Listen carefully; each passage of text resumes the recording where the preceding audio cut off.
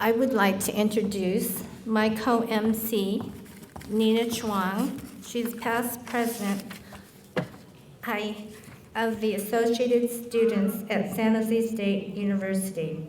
She, along with Yvonne Kwan, San Jose State University Asian American Studies professor, collaboratively worked together for a very important project. They and their group got an apology from the university for their participation in the role of processing Japanese Americans and into the concentration camps.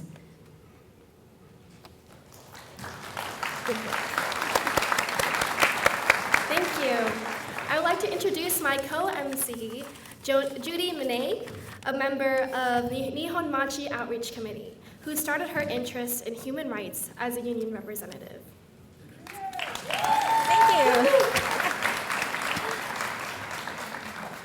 Welcome to San Jose's 45th Day of Remembrance, hosted by the Nihon Machi Outreach Committee. I would now like to invite Rinban Sakamoto of the San Jose Buddhist Church Betsuin to formally open our program with an aspiration. If you'll join in a moment of quiet thought. May all beings be happy. May they be joyous and live in safety. All beings, whether near or far, large or small, may all beings be happy. Namandas. This is a quote that I often use. It comes from the Metta Sutta. And in this Metta Sutta, there are monks who have taken up a retreat in a forest.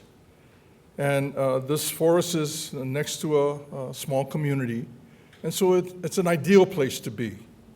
They would practice and rely upon the support of the community next door.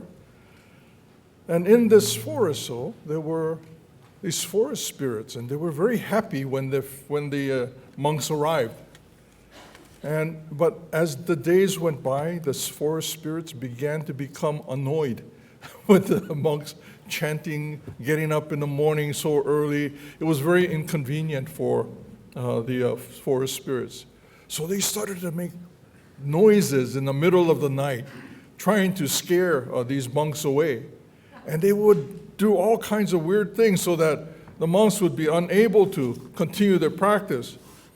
And so finally, the monks were very upset, and they decided that they would go to Shakyamuni Buddha and ask for his help. And so they went to Shakyamuni Buddha and explained what had taken place and asked for his advice. And Shakyamuni Buddha's advice was, you have to remember this. This is what I want you to remember. And he described to them, this, may all beings be happy. You have to do this for yourself. You have to be aware of the people around you, the relationships that you are in, and to take this to heart. Not to change the spirits, but you must change. And so the monks went back, repeating this, taking this to heart. May all beings be happy. May they be joyous. And as they repeated this to themselves, their behavior, the way that they saw these spirits, forest spirits, began to change. It was an annoyance. They recognized that their intrusion into the peaceful quiet of the forest spirits was a problem. And so they began to change. And as they changed, their relationship changed, and the world changed. We're gathered here this evening. We're often looking for things to do, how we might be able to engage our community, and that is important that we do that. We cannot simply sit and watch the world go by, although that is an option. But I think we're gathered here to see what we might be able to do and what we can do, and perhaps what we need to do is to begin to look into ourselves and see how we might change how we see the world, how we engage the world, how we value the relationship that we share with the world around us. As we change, the world will change. Tonight, at this 45th Day of Remembrance, we gather together. This is the 45th time that we've gathered together under various circumstances, various reasons that have brought us together. Some crowds small, some very large. But at each of these gatherings, we should reflect upon how we view the world and how our actions change the world, how our actions can have meaning and importance as we recognize the value of the relationships that we share with the world around us. May all beings be happy. May they be joyous and live in safety. May all beings, near or far, large or small, may all beings be happy. Namo Amida Butsu, Namanda.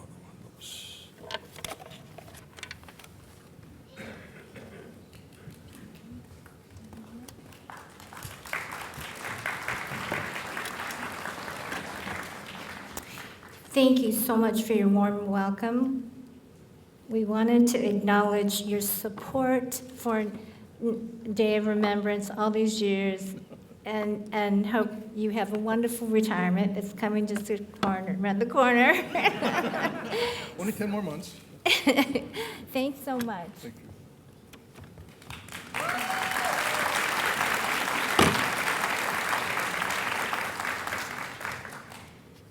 So thank you, everyone. The attendance looks just awesome. Just a little summary, the Day of Remembrance commemorates the signing of Executive Order 9066 by President Franklin D. Roosevelt in February 1942, in which he incarcerated 125,000 Japanese Americans and others. Lesser known is the Alien Enemies Act, which was invoked the day after Pearl Harbor attack. Bekki Shibayama will discuss that further in the program. We also have two women that will be speaking today, Alice Yang and Diana Tsuchida. Our theme is Women Activists Leading Change. Thank you.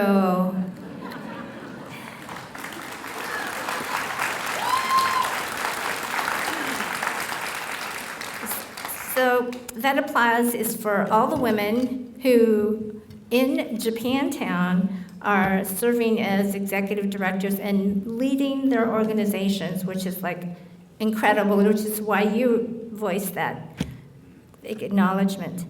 But also there are other women who, on a lesser basis, volunteer and contribute to the strength of our Japantown organizations, and we give tribute to them as well. The definition that I will use today, this is like, I wonder if I can move it, as an activist is one who works to raise the awareness and influence public opinion and make change.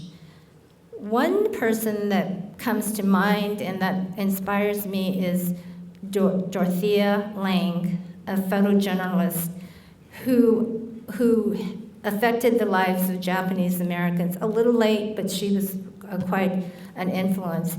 And so for three reasons: one, that she helped our ancestors. Secondly, she did it in a nonviolent tool. She had a camera. And third, because she was a social activist. Oh, could you? Oh, perfect. So you may be familiar with the photo on your far left. It's the migrant woman. And that photo is of interest because I'm kind of like our Mona Lisa. She had a great impact on the Depression. The day after it was published in the San Francisco News, the government provided 2,000 meals for California fruit pickers. And when she was given the assignment to take pictures of Japanese Americans in the camps, she wanted to do a like gesture. Unfortunately, the government foiled her because they confiscated all her photos. And they were not publicly revealed until 2006, which seems like yesterday. And that was 39 years after her death. And she could see the racism, so I'd like to quote something from her words. She said, "The fear, intolerance, and prejudice is constantly growing. We have a disease, it's Jap baiting, and it's hatred, but I don't know a more challenging nor more important job." She never realized the impact of her World War II photos. Today we have the benefit of her collection to commemorate her and never forget our history on this day of remembrance.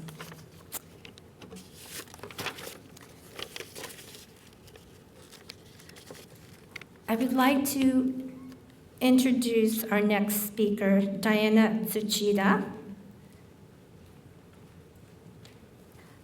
Diana is an independent historian and the creator of Tessaku, an oral history project and journal series dedicated to preserving stories of survivors from the World War II Japanese American incarceration.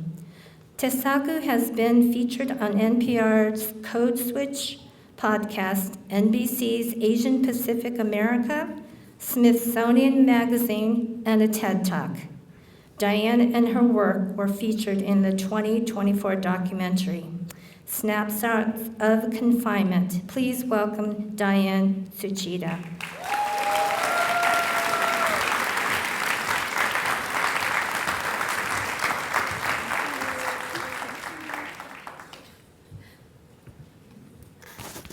Oh, wow, I did not look back and see how many people had filled the gym. So this is really exciting. Thank you to the Nihonmachi Outreach Committee for all your work.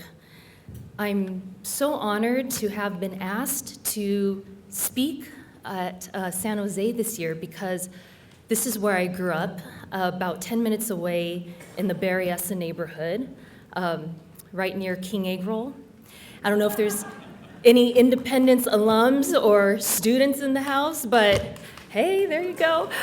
So this is Japantown, San Jose Japantown holds a very nostalgic place for me and my family, and this temple was where we always danced in the obon, and it's just very meaningful to be with all of you today.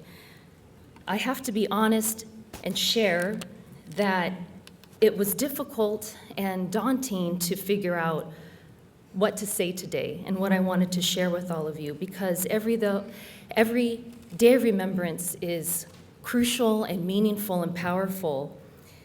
This year seems to be different, and it is different. It's more consequential. And I think we can agree that the cultural rhetoric and disdain for others that's so strikingly close to what our community itself experienced is beyond alarming and concerning. And then again, are we really that surprised? We are living in a time that's not only defined by division, but there is a war being waged on history, a war being waged on the validity of experiences of marginalized people in this country, a movement to belittle or make excuses for past oppressions, and owning up to mistakes or major violations of civil liberties is starting to be seen as a weakness, not a lesson to be taken seriously. So this is why our annual Day of Remembrances are a resistance to the undermining of our history. And though we get further and further away from the events themselves, the patterns and tactics that created the circumstances for our families to be put behind barbed wire more than 80 years ago must be recognized. So with that, I want to take my time today and share a remembrance about my grandparents, but specifically my grandmother, given today's theme. I should say, though, for context, this is not my grandma. This is a much more recent photo. This is Lily Yamasaki from Los Angeles, but I did an oral history with her. I wish I had had this opportunity to talk to my grandmother. She was the grandparent that I had in my life the longest, and though I could not communicate with her in any real depth due to our language barriers, the love she carried for her son, her only child, my dad, and my mom and her 4 grandchildren was a testament to how family connection needs no fluency.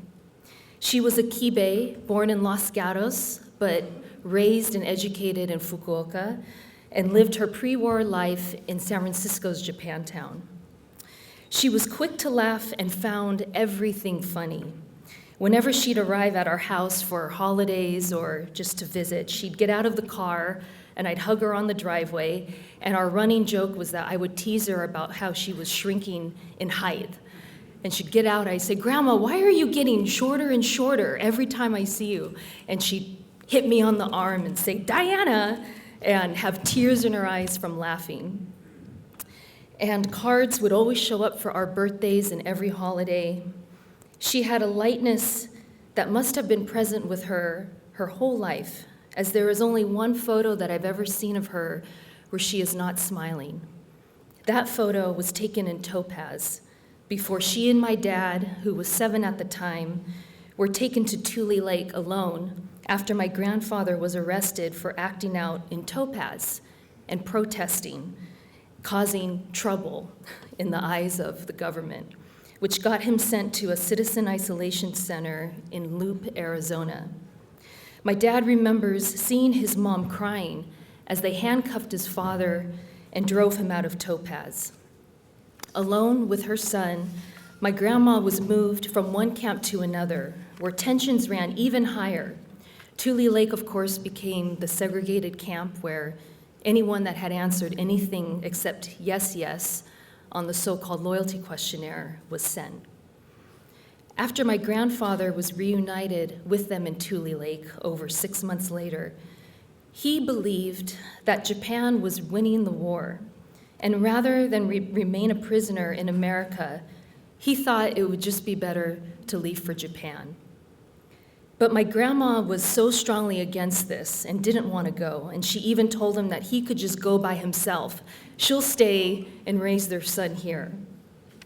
Ultimately, only after being told about the devastation that had been unleashed on Japan, he decided to stay. After my grandma and dad were let out of camp at the end of 1945, my grandfather was still held back indefinitely in their minds in the DOJ camp in Crystal City, Texas, for renouncing his citizenship and basically just not apologizing to the government. This period after the war, during resettlement, is the time that my dad remembers almost being more difficult than camp itself. As they faced great financial hardship, my grandmother barely made ends meet as a domestic worker, all while waiting for my grandfather to be released. In our family's Department of Justice records, there are 2 letters that my grandma had written to the Attorney General a year after the closing of the camps. One letter, sent on August 30th, 1946, asks for updates on my grandpa and apologizes for their behavior. And I'll also add that I just learned this basically 30 minutes ago, that the person who helped my grandmother translate this letter was an attorney, Japanese attorney. And so earlier I mentioned that she wasn't fluent at all in English, but she had help with this translation. So she writes, "My husband is spending his 5th year of confinement now in the alien internment camp in Crystal City. Please, with your great influence, make his release possible so we can again lead the normal life in freedom. Sincerely, I say that we will be peaceful and law-abiding resident of America. Sir, give us a chance. We cannot be happy elsewhere. My son and I are living day to day in uncertainty and anxiety, not knowing when he will be freed, if ever.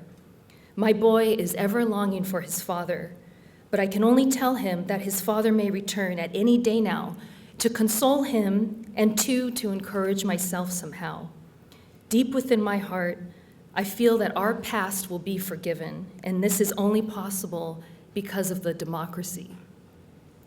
And I find it astounding to read this because she apologizes and promises to be a peaceful, cooperative citizen, as if they were the ones to break any laws. The funny thing is, it was as if the camps never happened to my grandmother, as she never brought it up, perhaps by choice, or maybe because we never asked her. And towards the end of her life, her dementia was so severe that she forgot everyone in the family, except my dad. "This is my son," she would say, introducing him to us. She'd look at me and think that I was her niece, even though she didn't have a niece.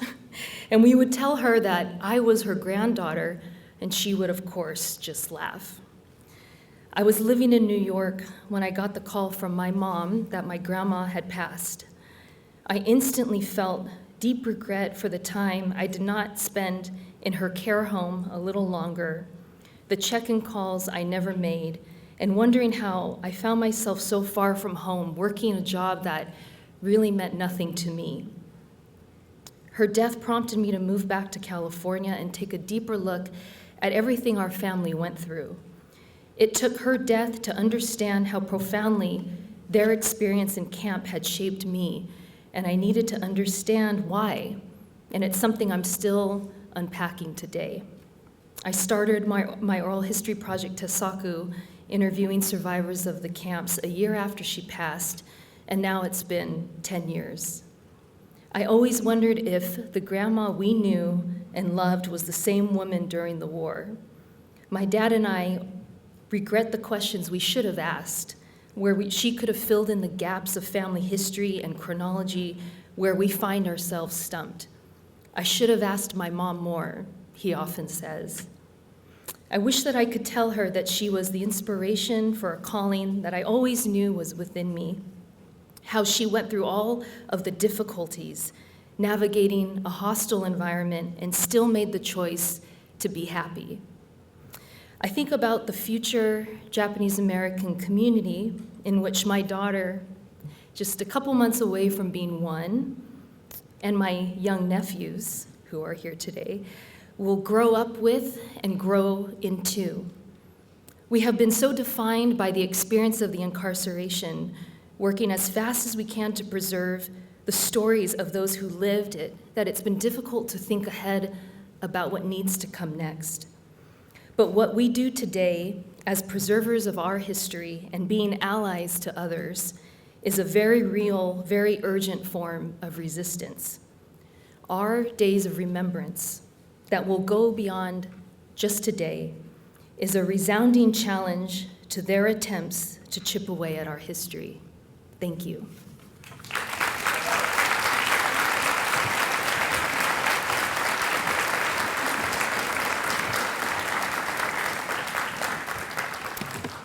Thank you, Diana, to let us know how important it is to talk to our parents, grandparents. Thank you so much. The next will be our remembrance speaker. We have a video for you to see, and let me tell you about our remembrance speaker. Her name is Keiko Tachibana. She was only 11 years old when she was in the camps. She and her family were uprooted from Washington and sent to Tule Lake in California.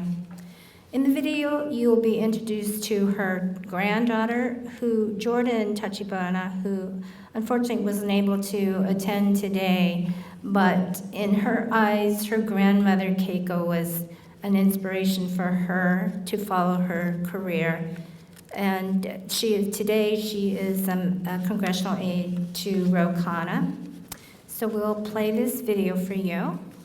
My name is Jordan Tachibana, and it's my honor today to introduce you all to my grandmother, Kei Tachibana, to share her inspiring story about her time in World War II incarceration camp. in Tule Lake? I was 11 years old at the time. We heard it over the radio, and being as young as it really didn't, I didn't react like the adults did, We just kind of listened and said, oh my gosh, but that was about it. There was not, I didn't get cry and stamp, and whatever you do. No, I think it was more traumatic for our parents. In Longview, when we were just finished 5th grade, this Caucasian girl was my girlfriend, and the mother was kind enough to invite myself and another girl for lunch at their place. Very unusual, because some of the people were, like your Japanese and all this, they were kind of staying away, but she invited us to lunch, and to this day I remember her kindness. Yeah, but that was one of the things that I still hold and treasure. There are good people no matter what. And they told us that we were going to be sent to camps. I really didn't know what was going on, but they said we could only carry one luggage, and the company my father worked for put out the transportation to take us all to the train station, and we boarded. There were soldiers guarding the entrance, and they were, when we got in there, they pulled all the shades down, so we really felt like we were, convicted. And then we went into Tule Lake, and we got off the train. I think they trucked us to the barrack that we were assigned to. Yeah, it was something that was so different that I had a difficult time adjusting. And Remember when you told me about what it was like when you first got to camp? You said you didn't eat for a week and you could hear Bachan crying every night? Well, when you're used to eating at home and you get into a group situation, I had a difficult time just going to the mess hall and eating, so they would bring something back for me, until I got used to the situation. Yeah, it was difficult. You're used to eating with your family, and all of a sudden you have this whole building, the mess hall full of people, and yeah, it was a difficult change for me. We were in a state where we couldn't do anything. We were stuck in a camp. We didn't live a normal outside life, so we did what we had to do, and made the best with what little we had. Because I know people that are really still angry, but I said, it's happened, and now we're living differently, the way we would like to do, and so I don't wanna go back and say, oh God, I'm gonna go on with my life. What little time I have, I want to make use of it in the best way I know how.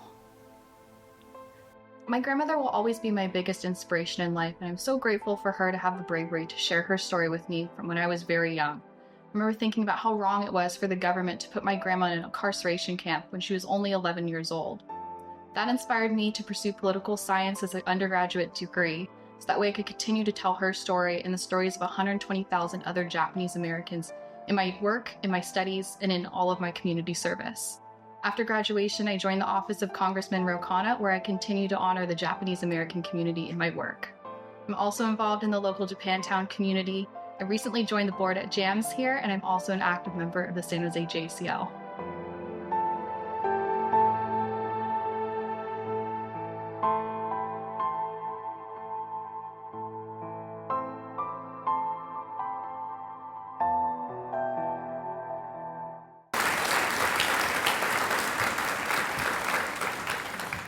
Would you like to stand up for us?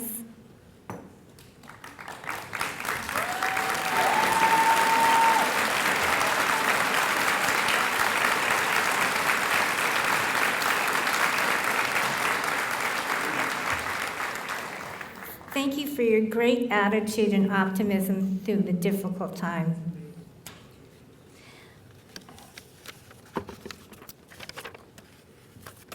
We will now start our candlelight ceremony, and I want to draw attention to our beautiful candlelight stand, which was designed by Jimmy Yamaichi. Our candlelight stand is our tribute to both he and his wife Eiko, who passed last year, and thank you. Tonight, we have the honor of having former incarcerees present the candles by each camp, as well as one candle for World War II veterans. Will the honorees please come forward as your name is announced and take your place at the side of the candle stand? I am pleased to introduce Ko Nishimura, who was incarcerated at Manzanar, California.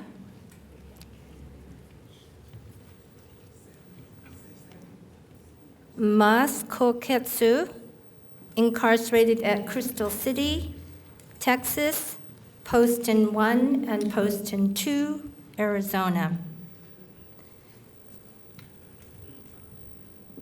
Mitsu Kumagai, incarcerated at Heart Mountain, Wyoming. Roy Takeuchi, incarcerated at Topaz, Utah. Hannah Hara, incarcerated at Topaz, Utah. Itsuo Yokota, incarcerated at Tule Lake, California. Warren Hayashi, incarcerated at Gila River, Arizona. Keiko Tachibana, incarcerated at Tule Lake, California. Mitsuki Tsuchida, incarcerated at Topaz, Utah. Tule Lake, California. California. Susumu Ikeda, incarcerated at Poston, Arizona. The candle lighting ceremony will begin with a roll call of the camps and the population count of each camp. Calling the camp names are Sharon Ueda of San Jose Japanese American Citizens League and Su Lee Liu of Silicon Valley Japanese American Citizens.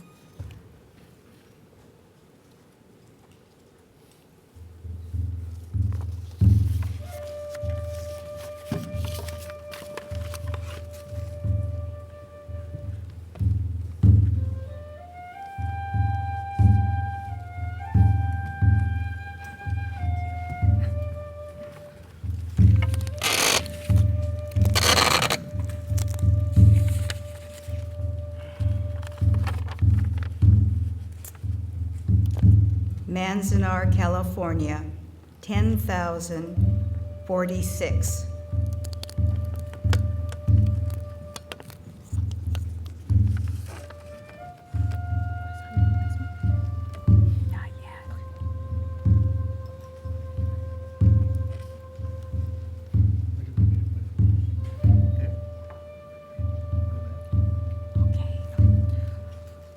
Tule Lake, California, 18,789.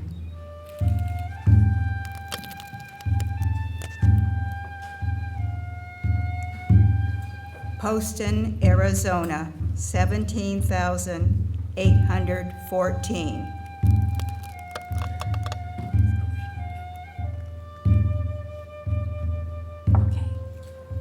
Gila River, Arizona, 13,348.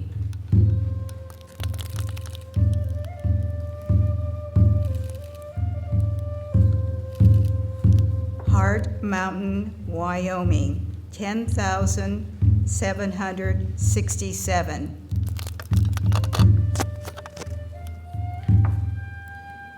Amachi, Colorado, 7,318.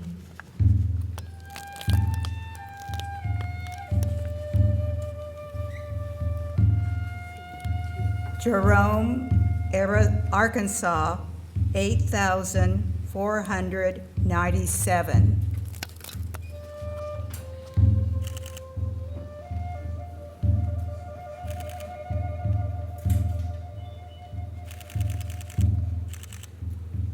Rower, Arkansas, 8,475.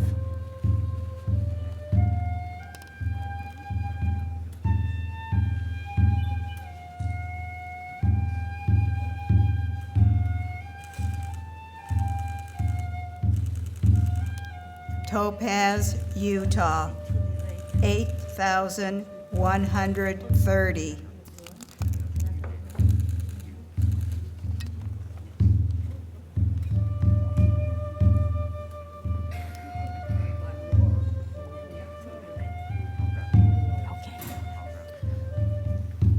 Minidoka, Idaho, 9,397.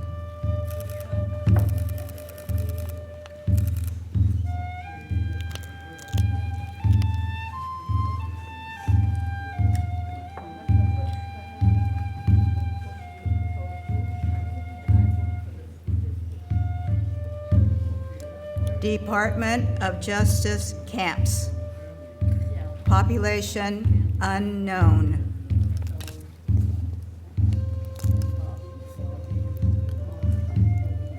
We light a candle to honor all the World War II Japanese American veterans.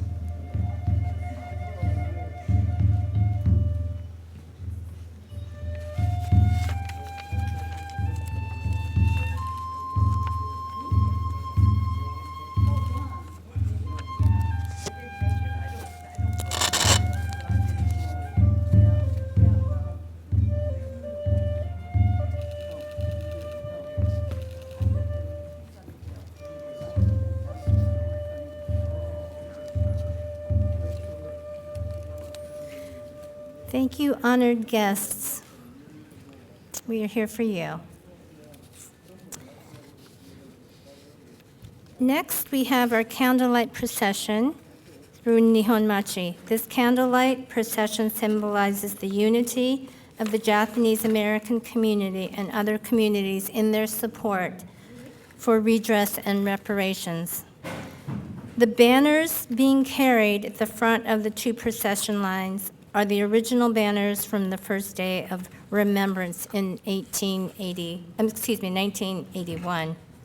The procession will be accompanied by members of the San Jose community. This year's procession leaders are Austin Fuji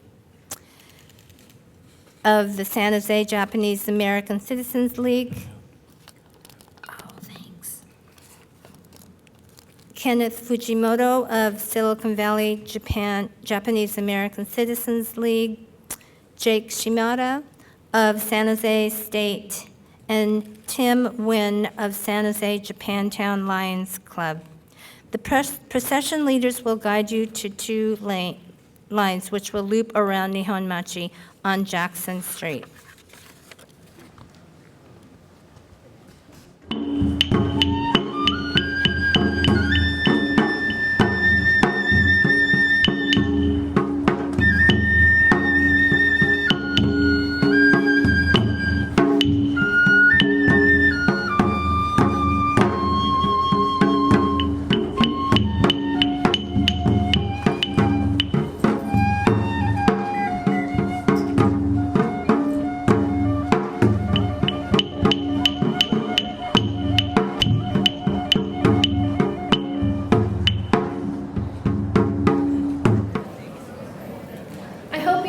This evening's Japantown procession and San Jose Taiko performance. Now I would like to introduce the Aswat Women's Ensemble. The Aswat Women's Ensemble, AWE, is the Bay Area's only exclusively female Arab music ensemble that's designed to empower women. AWE is a multi-ethnic, multicultural, and multi-generational music ensemble and volunteer choir that reaches out to the diverse Bay Area community with folkloric, classical, contemporary, and sacred Arab music. Through the universal language of music, AWE is a vibrant exchange between women who share interest, love, and passion for Arab music and the broader Bay Area community. Please welcome the Aswat Women's Ensemble.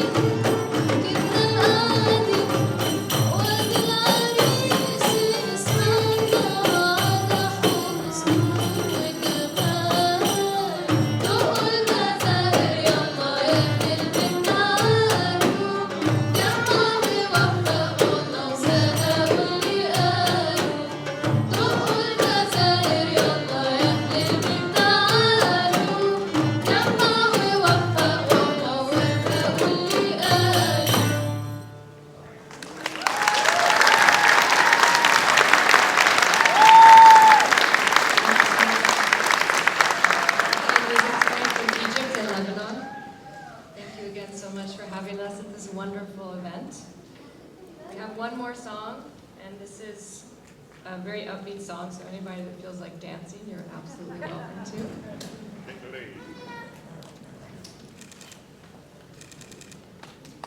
Yes, and if you're interested in any of our upcoming concerts, both with our ensemble and the larger Aswat ensemble, you can check the Aswat Facebook page for those announcements for concerts this spring.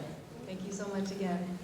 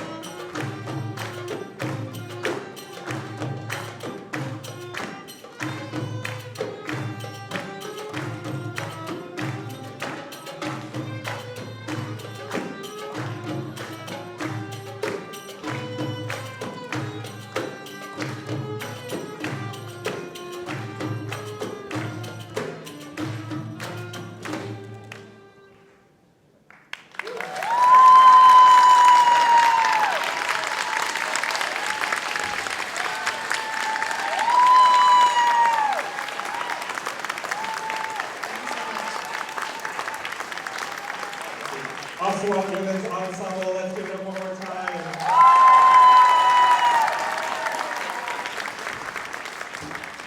Hi, my name is Franco, artistic director for San Jose Taiko. How's everyone doing tonight?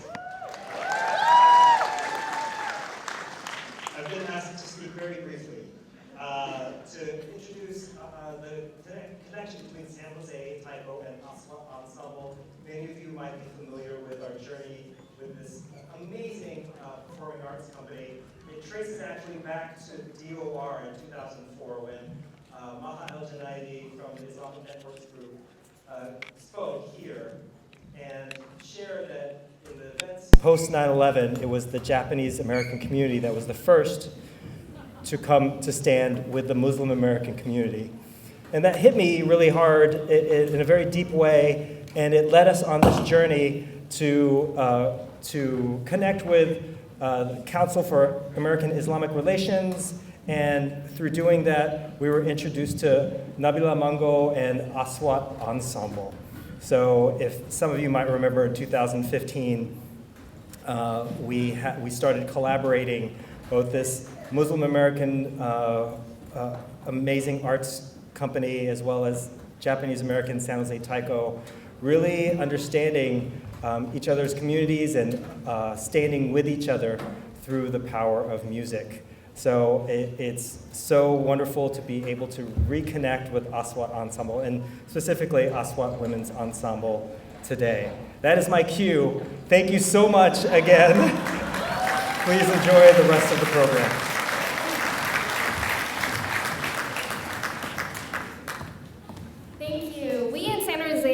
are so fortunate to have one of the premier Japanese American cultural groups to hail from our hometown. And San Jose Taiko has been partnering with the Nihon Machi Outreach Committee since its inception. So can we give another hand for Franco Imperial from San Jose Taiko? Woohoo!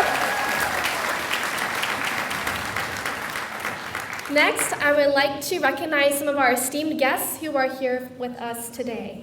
First is Megan Betty from the office of Senator Dave Cortese. We have Chuang Wing from Assemblymember Osh Culver's office. Gabby Chavez Lopez, Latino Coalition Silicon Valley. Lasana Dominguez from the Silicon Valley Education Foundation. Next, I would like to welcome back Megan Betty to present a certificate of recognition.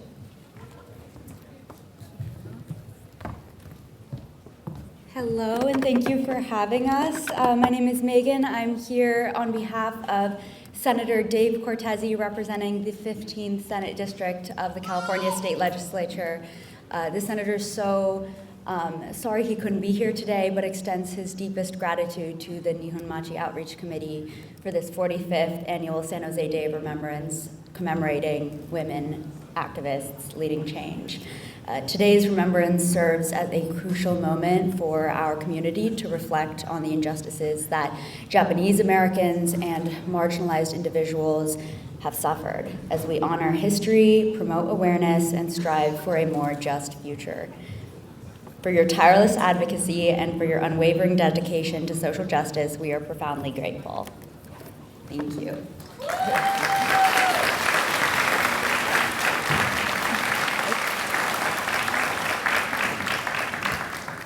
Do we want to step down? I don't know.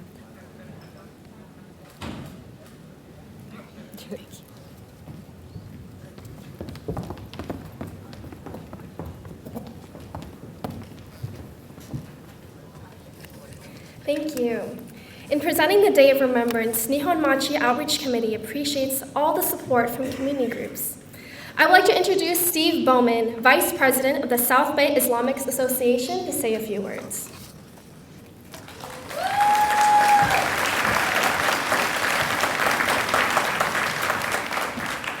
Thank you. Well, I've been in this place half a dozen times, but it's always been for O-Bones, so I've never seen it like this organization is here today with so many people.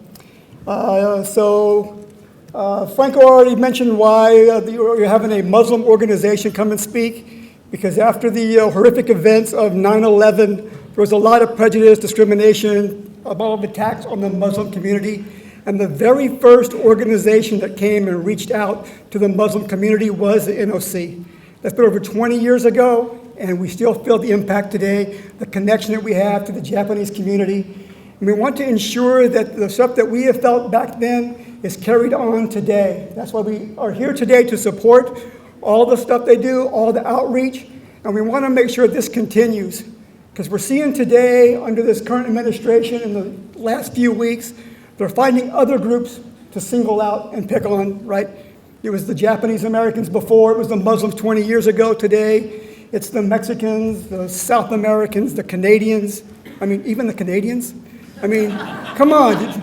They're going to find somebody to pick on, some group, no matter what. The authoritarian regime people will find somebody, and you don't know who it is. And you need organizations like this that can come and teach about what happened before, how to fight it, how to come together against all this hatred that we're seeing right now. And we got to educate the youth on what's coming, what may be coming next, right? So I'm part of scouting too, and I was recently at an organization where they show the Eagles projects for the year for all the scouts in the South Bay. And I saw this girl, because they now allow females in scouting, yay. And she had a patch on, it said 442. And I asked her, is there a significance to that 442? And she said, yes. This was started by a person who is not Japanese, has no connection to the Japanese community, but he heard about the 442, and he wanted to incorporate the ideas of what the 442 was about into a troop. So here in the South Bay, we got a troop, the 442. Every scout in there knows about the incarceration of the Japanese, about the 442, what they did, and it's teaching the next generation of 13 to 18-year-olds about what went on. And that's what we need to do today. You need to get out and educate people on what's going to happen, what the circumstances that could follow from all this hatred that comes about. And without education, people are blindly just being let off. You see, 50% of the population in the United States are backing this administration. It's very scary in what's going on, right? So we are here saying we benefited from this 20 years ago, and we don't know who the next discriminated population is going to be, but it's going to be somebody. And it's with all of our help, outreach, and education that we can come and fight this. Thank you.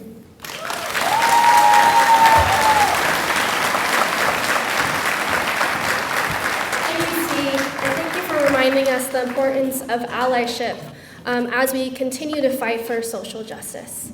I'd like to introduce our next speaker, Alice Yang, to the stage. Our guest speaker, Alice Yang, is a professor and chair of the History Department at the University of California, Santa Cruz.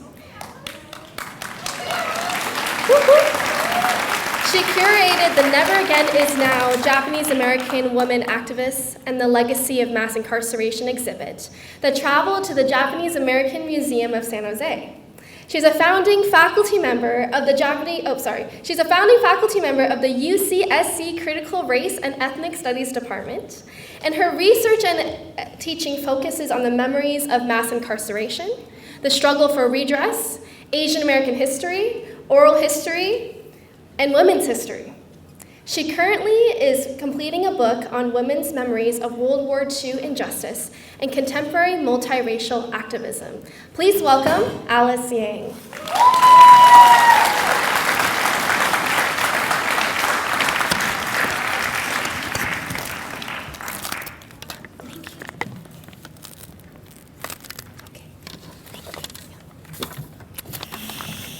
Thank you.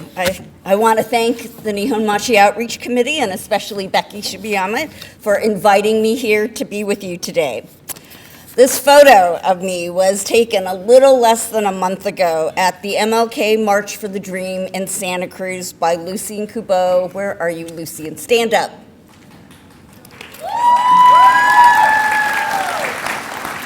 Lucien introduced me to an incredible group of AAPI people, including the amazing women you see in the photo. The woman on the far right is Connie, a 93-year-old longtime activist who came with her partner and told us that she was so happy to find a group of AAPI women who also wanted to march for justice, equality, and civil rights.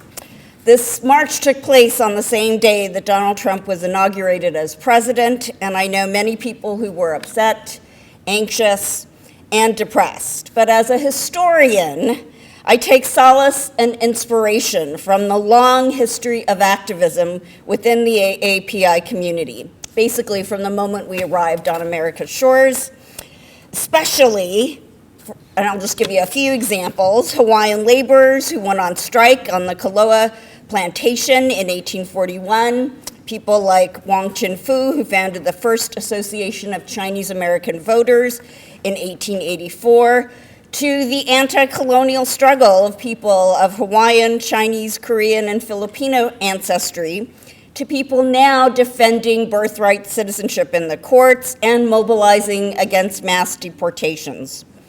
We have so many models of protest, and we need to remember their courage and strength now more than ever.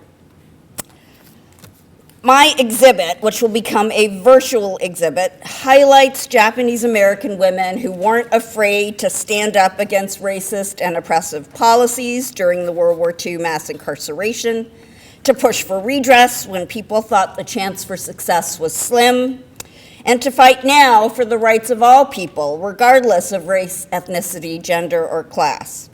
Here are just a few examples of the many women who give me hope during these challenging times.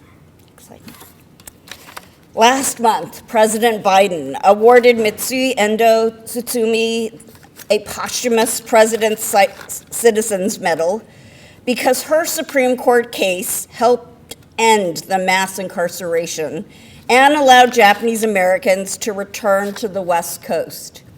We Hereby Refuse, a graphic novel by Frank Abe and Tomiko Nimura, recounts how the government was worried about her case and offered to let her leave the camp at Topaz if she dropped her suit.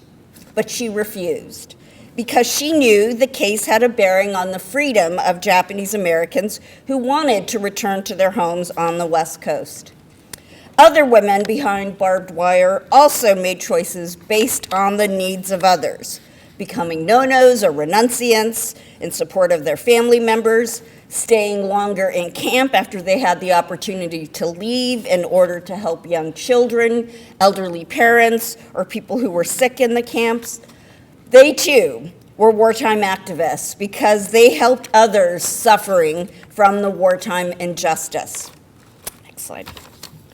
We have to remember 3 iconic leaders of the redress movement who sadly are no longer with us, at least not physically, but still should inspire us.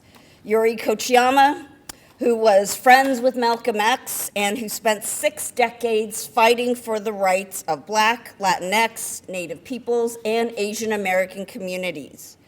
Michi Nishihiro Wegland, whose 1976 book, Years of Infamy, is without question the most important book in mobilizing support for redress. She wasn't an academic, but she was an incarceree, and her research documented the racism behind the mass incarceration, the battle by renunciants to regain their citizenship with the help of attorney Wayne Collins, and the mistreatment of Japanese Latin Americans who are still fighting for redress. The third member of this pantheon of redress leaders is Aiko Herzog Yoshinaga, whose tireless research at the National Archives in Washington, D.C. made her indispensable to multiple redress groups. Along with Peter Irons, Aiko uncovered documents proving premeditated government misconduct and lies that helped support the class action lawsuit by the National Council for Japanese American Redress, the vacating of the convictions of Fred Korematsu, Gordon Hirabayashi, and Minoru Yasui, and the conclusion by the Commission on Wartime Relocation and Internment of Civilians that Japanese Americans deserved a national apology and monetary compensation. Next slide.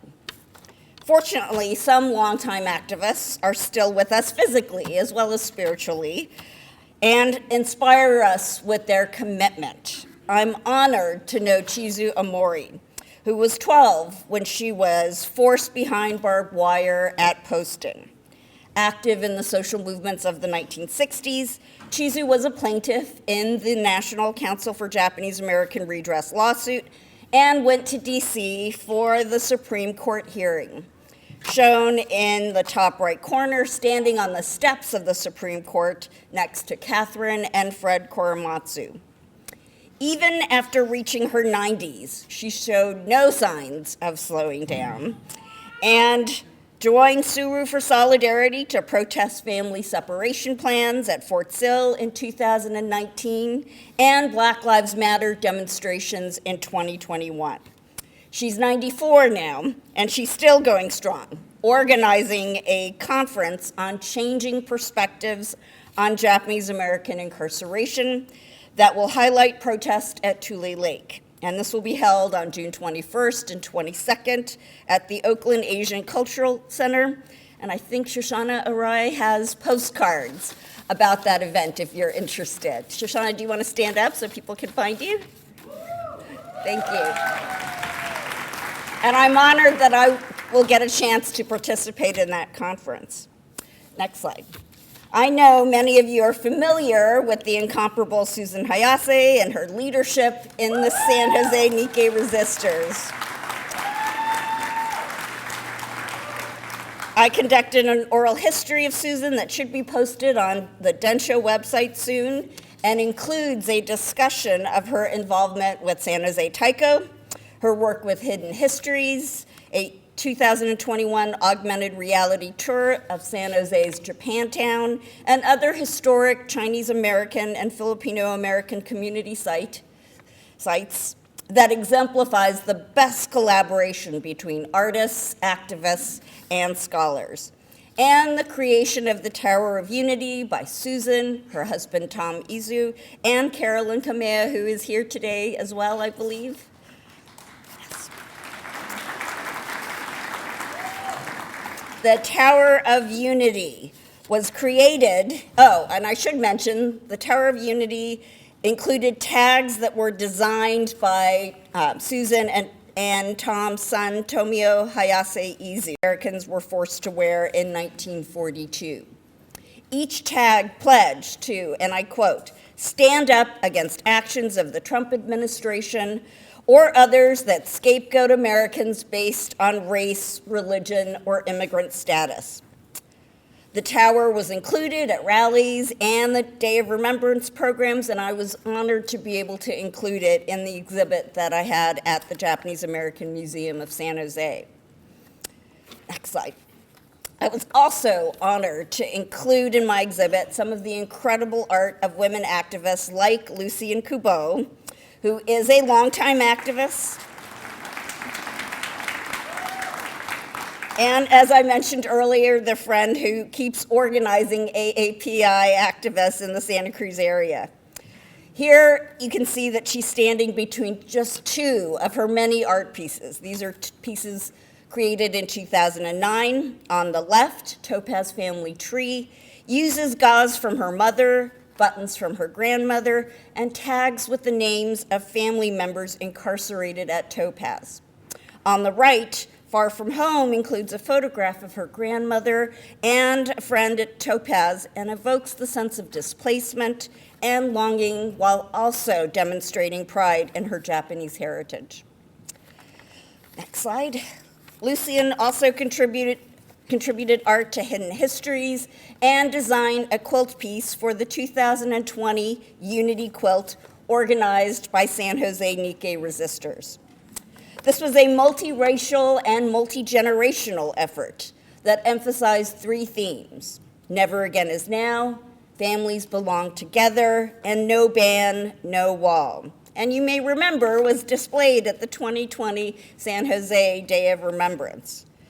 Quilt organizers called for support of immigrant communities who face exclusion and deportations at the hands of ICE. On the left, you can see Christine Hikito and her grandmother Alice Hikito and Robin Goku-hun holding their quilt pieces that they created for this quilt. On the right, you can see Lucien and Dorothy Atkins pointing to their quilt pieces. And I have to say, I was thrilled that at a community panel that was part of the exhibit at the Japanese American Museum, we had a discussion about the meaning of activism. And I was thrilled that at the end of the discussion, Dorothy Atkins expressed to me a sense of pride that she could consider herself an activist for her contributions to the quilt. Because I think we need to remember activism is not just limited to the women who lead organizations or who plan demonstrations, and we definitely need those women now as well, right? And I'm glad that many women have taken leadership positions in community organizations.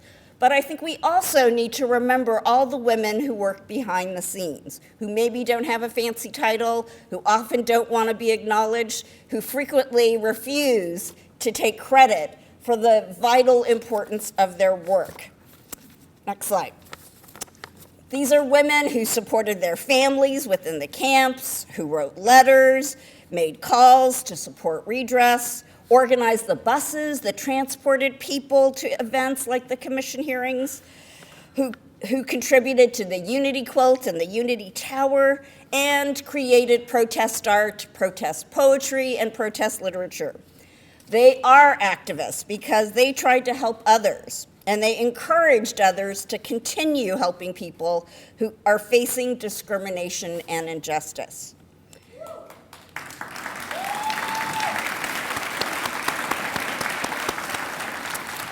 Many of these people are here today, and I want to thank you for your dedication and commitment. I also want to encourage you to keep going, even when it gets tough, because it is worth it. Even if you just convince one person to speak out. It could be your child, it could be a classroom of kids, it could be someone you meet on the street. If you encourage them to speak out, to write to their political leaders, to vote, or to join a demonstration, you are helping to take a stand, and we need that now. History has shown us that even the smallest actions can make a difference, and the struggle, no matter what the immediate outcome or the odds, can be fulfilling, sustaining, and ultimately impactful. You'll join a great group of people like the women here. Yvonne Kwan, who is teaching ethnic studies and preserving AAPI oral histories. Kathy Higuchi, stand up, Kathy, who coordinated the Unity Quilt. Susan Hayase, Lucian Kubo, Chizu Omori, and Nancy Yukai, who is also part of Suru for Solidarity and has an amazing website called 50 Objects.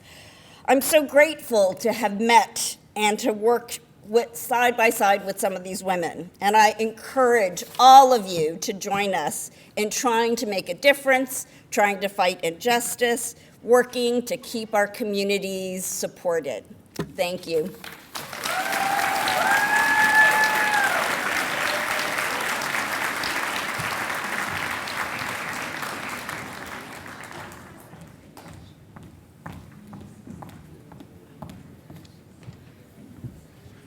Thank you, Professor. I really liked what you said of that activism is not limited to women who are in the front lines, but also women who are behind the scenes. And thank you for your amazing work and your activism and also humility by elevating other women in the space. So I want everyone, can we give another round of applause for the Professor?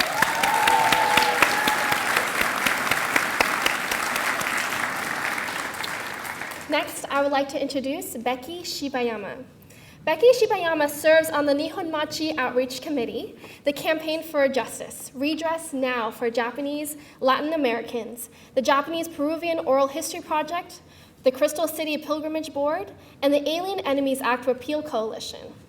She carries on her father, Art Shibayama's legacy of activism by educating about the little-known internment of Japanese Latin Americans, continuing the enduring fight for justice, and working in solidarity with other social justice struggles.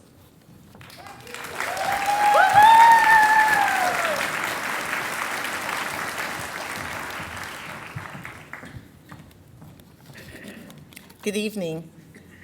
I would like to thank my NOC colleagues for this opportunity to speak to you tonight. I joined NOC in 2017 when I was offended by the Trump administration's xenophobic strategies to discourage immigration to the United States.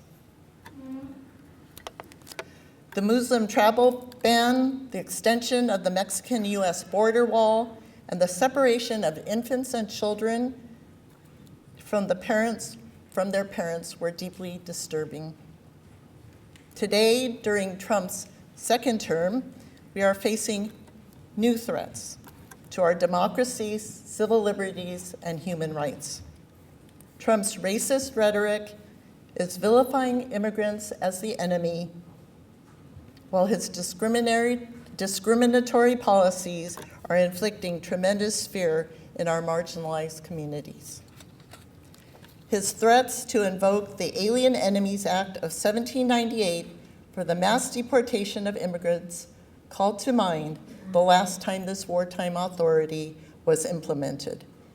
The Alien Enemies Act permits summarily detaining and deporting non-citizens based merely on their ancestry in times of declared war or in response to an invasion from a foreign government.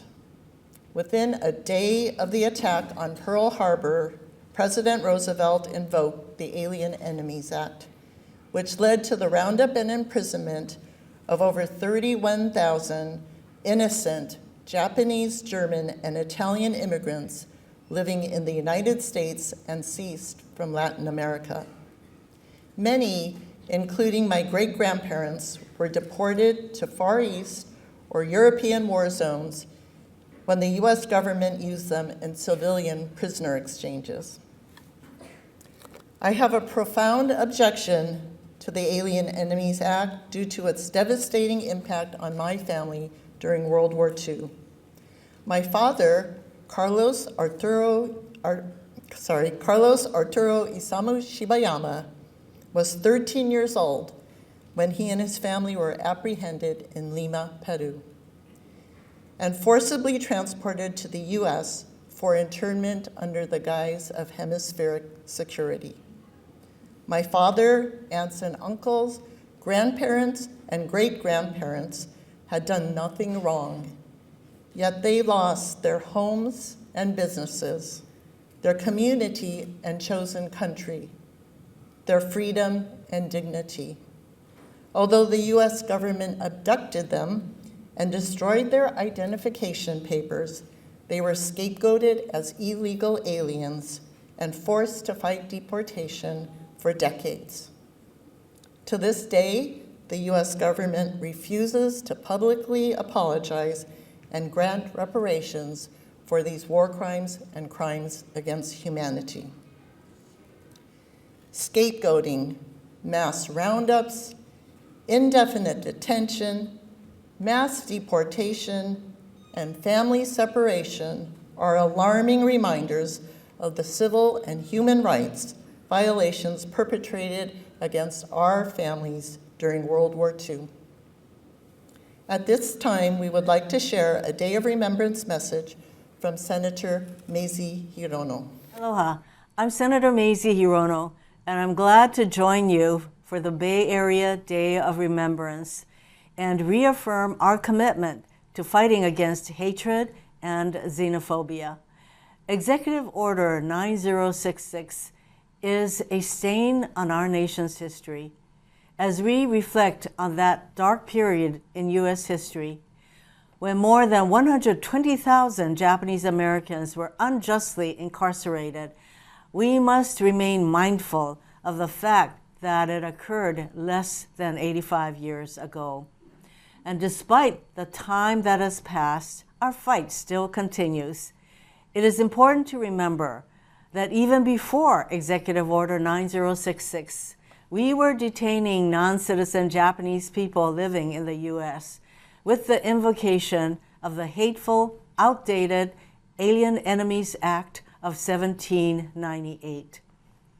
This law made it legal to target groups of people based solely on their national origin. And while the U.S. has apologized for the Japanese internment, the law remains on the books. Today, we have a president who is sowing division, fear, and chaos in immigrant communities, and who intends to invoke this archaic law once again to effect mass arrests and mass deportations of immigrant communities. That is why I recently reintroduced with my colleagues in the House the Neighbors Not Enemies Act to repeal this antiquated xenophobic law, protect immigrant communities, and affirm a fundamental truth. Immigrants aren't our enemies, they are our neighbors, our co-workers, our friends, and important members of our communities. And as one of the only immigrants currently serving in the U.S. Senate, I will continue working to protect the rights of our immigrant communities, and I'll keep advocating for the comprehensive immigration reform our country needs. I'm grateful to have partners like you paying attention and using your voices to speak out. Hate has no place in this country, and together, keeping an eye on history, we will stand against efforts to terrorize immigrants and continue fighting for the rights of all. Mahalo.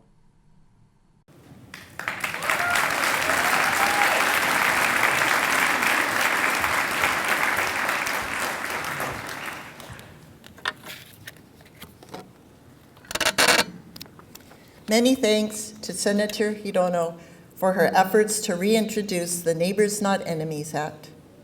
We would also like to acknowledge former Congressman Mike Honda's tenacity, given he has been working to repeal the Alien Enemies Act since 2010. We would like to share several ways that you can get involved.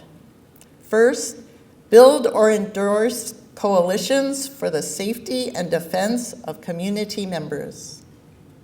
And I have some breaking news.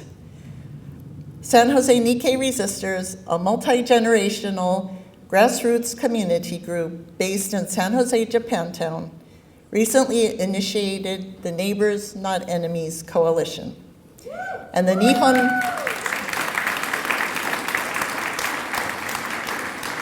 Nihon Machi Outreach Committee has joined.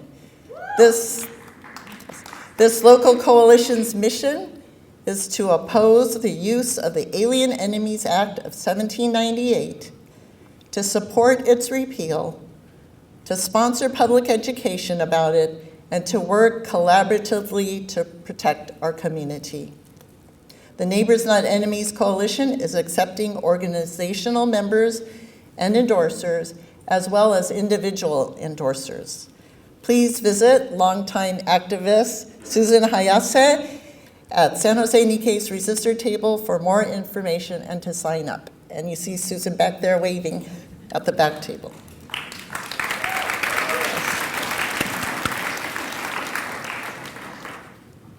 Second, volunteer for a local community organization that supports immigrant rights and social justice.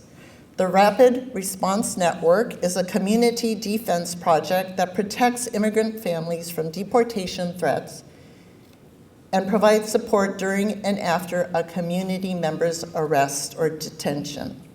The organization offers training for volunteers, and some of us in the Japantown community attended a training session at Wesley last month. Distribute the Rapid Response Network's yellow and red cards. The yellow card has a hotline number to report ICE activity, while the red card helps people to know their rights when confronted by ICE. Build relationships and be in community with other organizations. Please visit the organization tables before you leave tonight. Support the Neighbors Not Enemies Act and other social justice legislation. Share your family stories and make connections to today. Write op-eds, letters to the editor, newsletter articles, or give public talks or radio interviews. Write to your local and state elected officials requesting their pledge for non-cooperation with DHS, ICE, and CBP. A letter template written by Tsuru for Solidarity can be found at our knock table. And community organizations benefit from your donations to further their work. During these tumultuous times, lift up and support one another. A family member, a friend, a coworker, or a neighbor might just need some encouraging words. Given our theme of women activists, I cannot help but think of my mother, Betty Morita Shibayama. Thank you. A Japanese-American camp survivor who campaigned for redress and supported my father with his fight for justice for Japanese Latin Americans until her passing.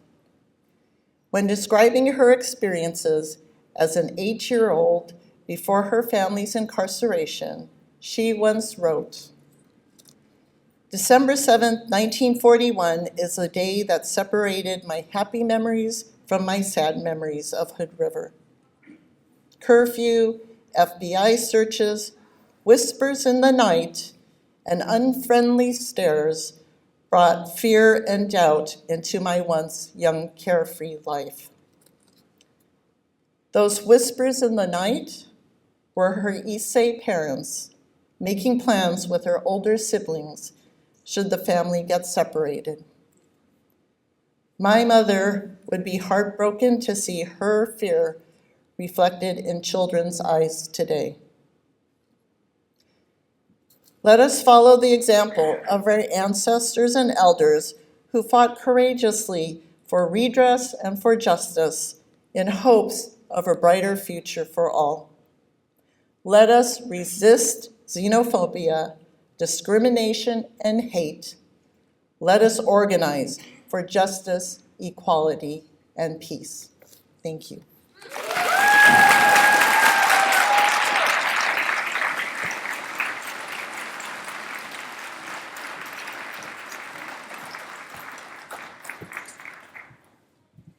Wow, thank you, Bekki. That was very powerful. I now would like to call upon Reverend John Oda, Senior Pastor of Wesley United Methodist Church, to give the benediction, after which I will formally conclude the program.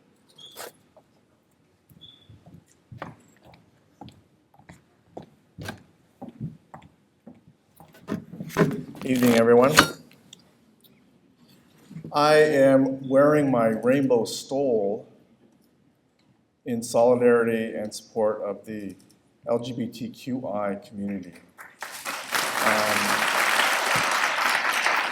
Especially the trans community which this administration seems hell-bent to erase. So I'm standing in support and solidarity of them. All right, please stand if you are able for this closing benediction.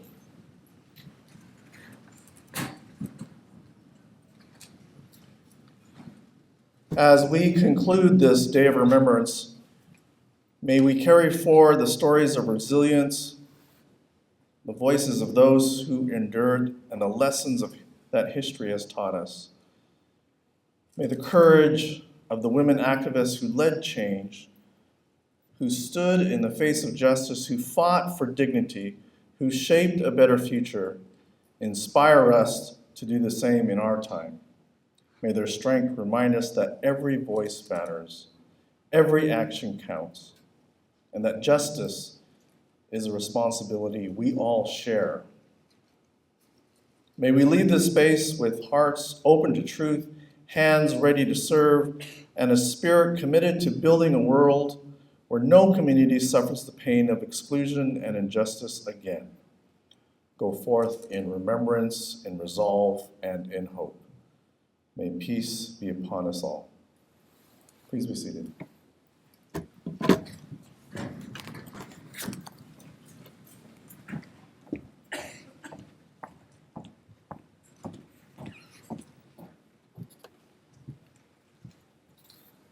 Thank you, Reverend. As we close this evening's program, we reflect on the firsthand experiences of survivors, those who endured incarceration and the generational trauma that followed. Their experiences are not just our history. They are warnings, sacrifices, and lessons and calls to action. We must also uplift the prominent women in leadership who have been at the forefront of our movements, forefront and behind the scenes, guiding us, organizing us, and ensuring that our history is not erased, but used as a foundation for justice. I want to ask if you are a women leader in our community to please stand if you are able.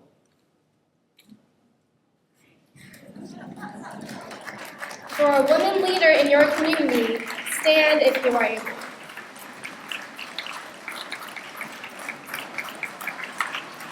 I'm going to wait because there's a lot of women leaders in the room right now. And you're not standing up.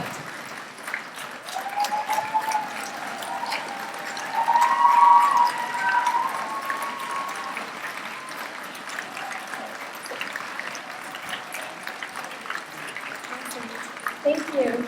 Thank you. I think it's important for us to be comfortable with accepting celebration.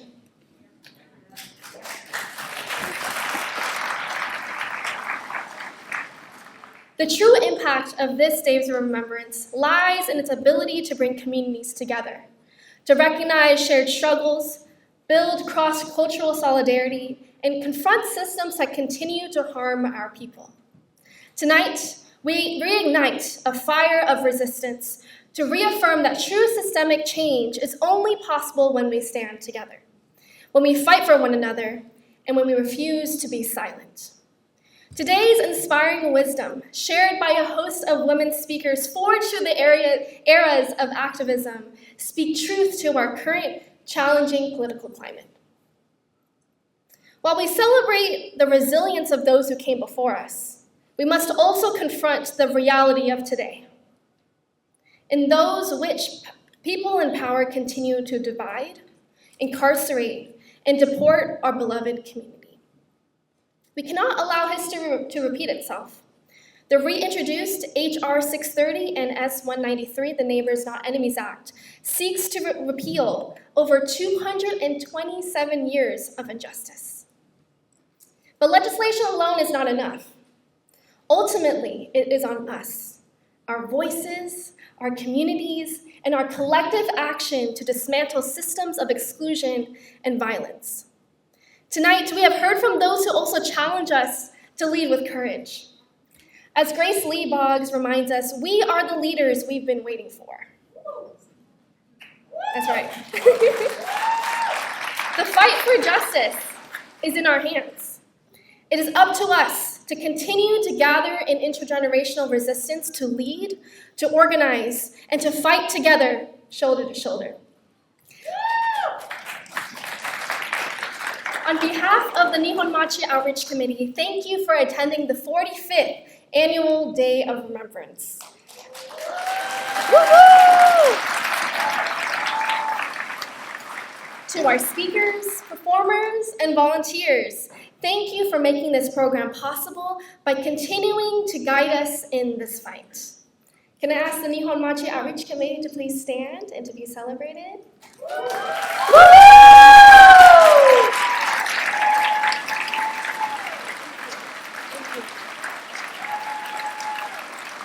Thank you. This movement would not exist without you. Please join us for a short reception following the program, and if you're able, to consider donating and supporting this Nihon Machi Outreach Committee, and your support fuels this work of education, advocacy, and action. Remembrance is resistance, never again is now. Thank you.